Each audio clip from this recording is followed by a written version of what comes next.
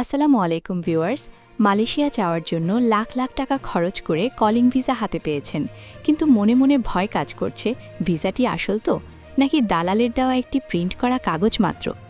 বর্তমানে শত শত মানুষ জাল ভিসার কারণে বিমানবন্দরে আটকে যাচ্ছেন এবং সর্বস্ব হারাচ্ছেন।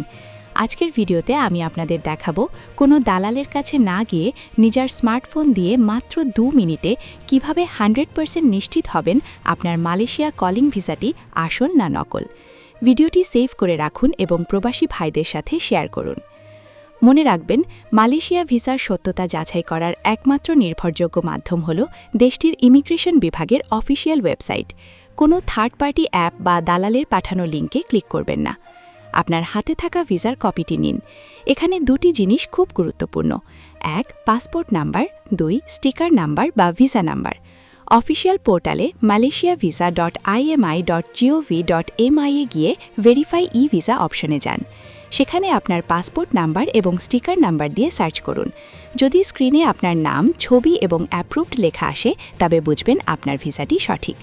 যদি আপনার ভিসাটি স্টিকার ভিসা হওয়ার আগের ধাপ অর্থাৎ কলিং বা ভিডিআর হয়, তবে আপনাকে মাই ইমামস পোর্টালে গিয়ে চেক করতে হবে।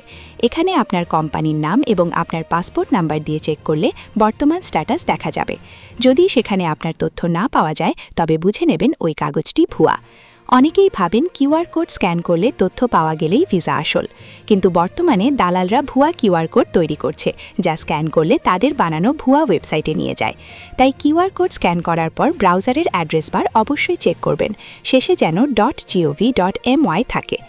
ভিসা যাচাই করার সময় 3টি বিষয় খেয়াল রাখবেন: স্পেলিং চেক, আপনার নামের বানান পাসপোর্টের সাথে হুবহু মিল আছে কিনা দেখুন।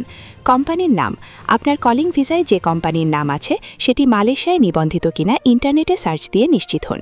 বিইএমটি ক্লিয়ারেন্স, ভিসা চেক করার পর অবশ্যই জনশক্তি কর্মসংস্থান ও প্রশিক্ষণ বিভাগ বিইএমটি থেকে স্মার্ট কার্ড চেক করে নেবেন। বন্ধুরা, কষ্ট করে উপার্জিত টাকা দালালের হাতে তুলে দেওয়ার আগে নিজে সচেতন হন।